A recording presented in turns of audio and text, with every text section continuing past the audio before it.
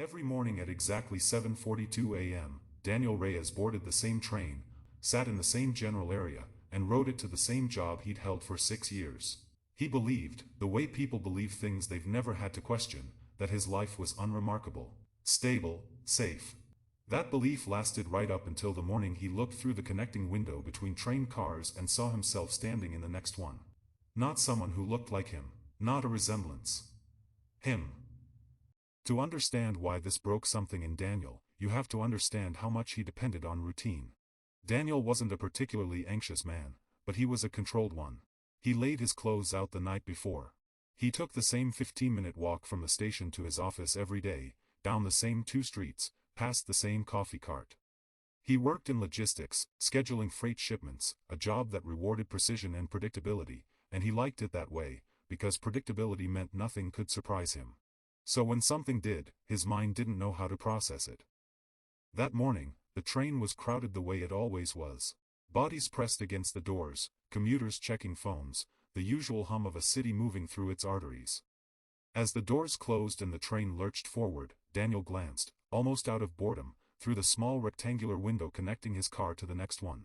A man was standing there, facing away, wearing the exact same charcoal gray coat Daniel owned, the same dark jeans, the same haircut, slightly too long at the back, the same posture, shoulders slightly hunched, the posture of someone who'd spent years trying to take up less space. Daniel told himself it was nothing. Gray coats weren't rare. Haircuts repeated. Cities were full of strangers who looked, from certain angles, like people you knew. He told himself that all day. He almost believed it by the time he got home. The next morning, the man was there again. Same car, same position near the connecting door. Same coat, same stillness, like someone who'd been standing in that exact spot the entire night, waiting for the train to start moving again so he could resume being looked at.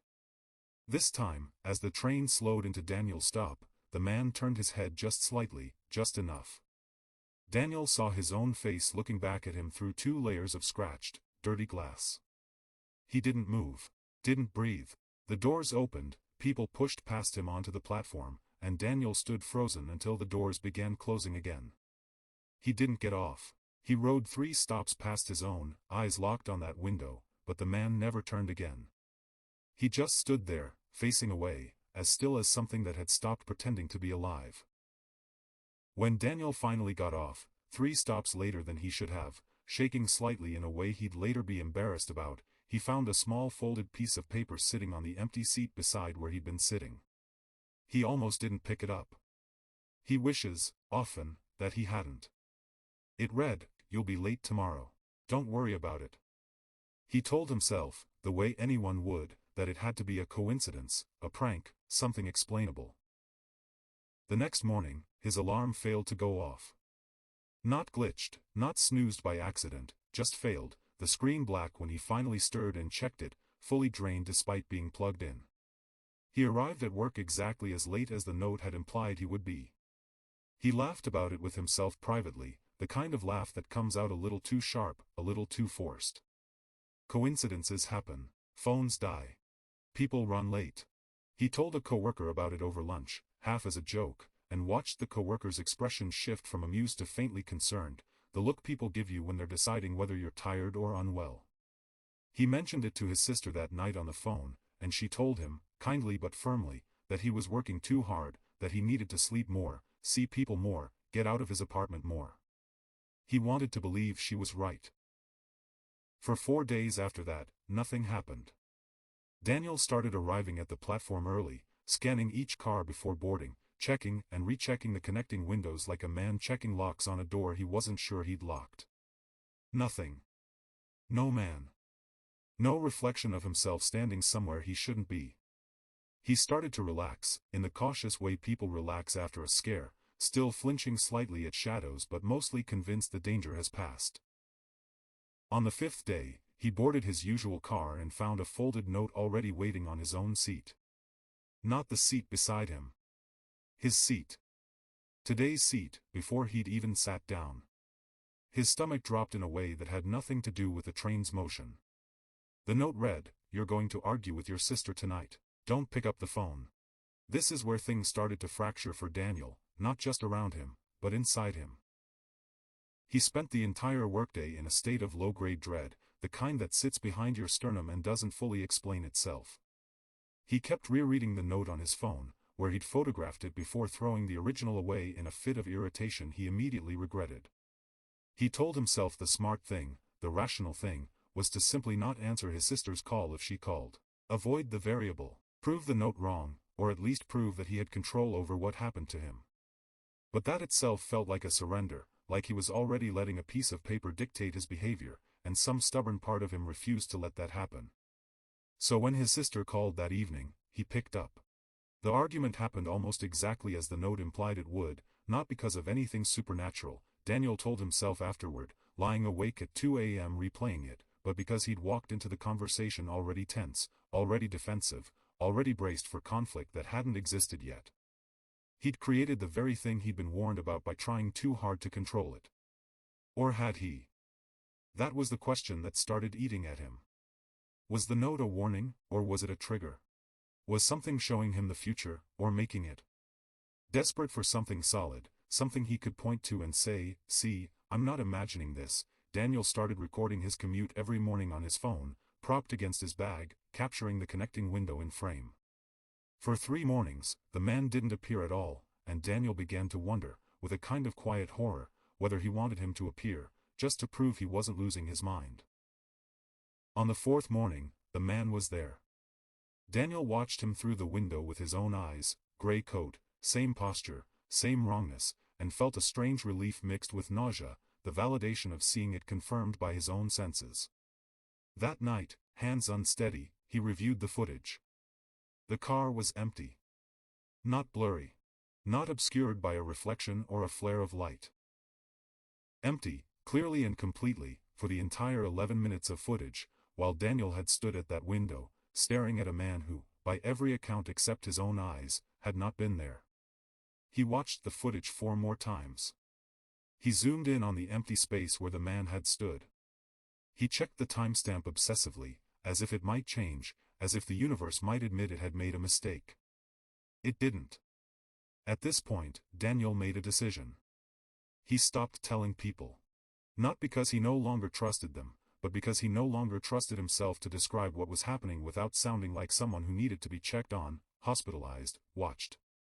He started keeping a private log instead, dates, times, the exact wording of each note, cross-referenced against what actually happened. He told himself this was the rational approach. Build a record, find the pattern, treat it like a problem with a solution, because the alternative, that there was no solution, that something was simply happening to him that he had no power over, was unbearable. He started digging into the history of the train line itself, an impulse that surprised him, since he wasn't someone who normally chased rabbit holes. He spoke to an old maintenance worker who'd been with the transit authority for over 20 years, a heavy-set man named Walt who Daniel found smoking outside a station entrance on his lunch break. Walt didn't laugh him off, which Daniel hadn't expected. Instead, Walt got quiet, the particular quiet of someone deciding how much to say. He told Daniel that years ago, a rider on this same line, a man Walt remembered only vaguely, average build, dark coat, kept to himself, had died suddenly. Not on the train. At home, alone, of something that should have been treatable if anyone had caught it in time. Walt said there'd been talk, the kind of talk that circulates among people who work strange hours in empty places, that the man had been acting odd in his final weeks. Distracted, talking to himself on the platform, missing his stop repeatedly, like he was looking for something, or avoiding something. Walt couldn't remember the man's name. He remembered the coat. He remembered that the man had ridden this line every day, at almost exactly the time Daniel rode it now. Driving home that night, Daniel turned this new information over and over, trying to fit it into the shape of what was happening to him. He began to form a theory, one that felt insane to articulate even silently, even to himself. What if the notes weren't predictions at all? What if they were corrections? What if someone, or something, was trying to prevent a repeat of whatever had happened to that earlier rider, the one who'd missed his stop, talked to himself, ignored warning signs until it was too late? It would explain the pattern. The notes weren't cruel. They weren't threatening. They were small, specific, almost protective. Don't be late. Don't pick up the phone. Things that, taken individually, looked like someone trying to steer Daniel away from small disasters before they could compound into something larger. He went back through his log and noticed something he'd missed before. The notes were escalating, not in severity exactly, but in specificity. The early ones had been vague, general nudges. The recent ones were sharper, more detailed, as though whatever was writing them was learning him, understanding the shape of his life well enough to predict its smaller currents. Don't take the elevator at work tomorrow. Don't eat the leftovers in the break room fridge. Both of which, when Daniel tested them by deliberately ignoring the first one, resulted in him stuck for 40 minutes when the elevator failed between floors, and, the day he ignored the second, a stomach illness that kept him home for 2 full days, miserable and feverish, wondering in his fever dreams whether the figure on the train had somehow caused it, or simply known it was coming. After that, Daniel stopped testing them. He followed every instruction exactly. For weeks, his life ran smoother than it ever had, no missed elevators, no spoiled food, no arguments with his sister, who he'd started speaking to more gently, more carefully, almost as if protecting her too. He told himself this was good. He told himself this was fine. But some nights, lying awake, he found himself wondering what kind of life this was, one dictated entirely by the instructions of a man who didn't exist on camera, who he'd never spoken to, who simply watched him from across train cars and left him directions like a god too tired to explain himself. Then came the final note. Different from the rest. An instruction, direct, almost intimate. Not a warning about something small. Tomorrow, look at me. Don't look away. Daniel read it 11 times that night. He didn't sleep. The next morning, Daniel boarded the train early, before the rush, and walked immediately to the connecting window, not waiting to see if the man would appear, but standing there, watching, the way you watch a door you know is about to open. The doors closed. The train began to move. And the man was there, same as always, gray coat, same posture, facing away. This time, Daniel didn't wait for him to turn. He kept his eyes locked on the back of that head, refusing to blink longer than necessary, refusing to let his attention slip even for a second, because some instinct told him that whatever this was, it had only ever shown itself in glimpses because Daniel had only ever given it glimpses. Slowly, the man began to turn. It was Daniel's face, but wrong in a way that was hard to articulate even afterward, when he tried to describe it to himself in the privacy of his own thoughts. Aged, somehow, though not in years. Aged the way a photograph ages when it's been left somewhere too bright for too long, the color slightly bleached out, the edges slightly soft, as if the image of him had been exposed to something that wore it down without actually changing the shape of it. The man's mouth moved. No sound came through the glass, the train too loud, the distance too great, but Daniel read the shape of the words on his own lips, words he somehow already knew, in the way you know the ending of a story partway through it. Last one. The train reached Daniel's stop. He stepped off, legs unsteady, half expecting to find a final note waiting somewhere, on the platform, in his bag, on his seat. There was none. He turned back to look through the window one final time as the doors began to close. The car was empty. Just like it always was, on camera, in memory, in whatever strange space existed between the two. Even more eager to find answers, Daniel started to dig deeper to know what was going on. Eventually he finds the death record of the mysterious writer Walt mentioned. The man's name was Daniel Reyes. Same name, same route, same time. Out of morbid curiosity, Daniel requests the old ID photograph. It's him. Exactly him. But here's the thing, the death record is dated 4 years ago. Daniel has been riding this train for 6 years. The math doesn't add up, until Daniel checks his own apartment lease, his own employment records, his own phone photographs, and realizes nothing in his life predates 4 years ago. No childhood photos. No college records. No memory he can actually verify. Just routine. Just the same train, same seat, same coffee, every single day. The man on the train wasn't a ghost warning Daniel. Daniel is the ghost.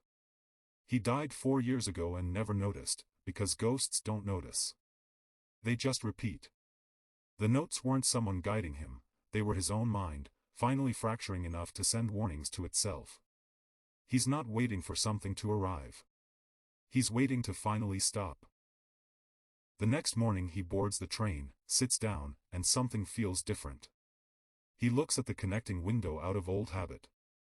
And on the other side of the glass, sitting in a seat, holding a coffee, staring at a phone, is someone who looks exactly like him. The roles have flipped. Without him even noticing when it happened, Daniel is now the figure in the connecting car. He is now the one being watched. He is now the one who will write the notes. A new Daniel is sitting where he used to sit. Our Daniel doesn't remember crossing between the cars. He doesn't remember when he stopped being the one sitting down. He reaches into his coat pocket. There is a folded piece of paper inside. He doesn't know what it says yet. But he already knows what it will say.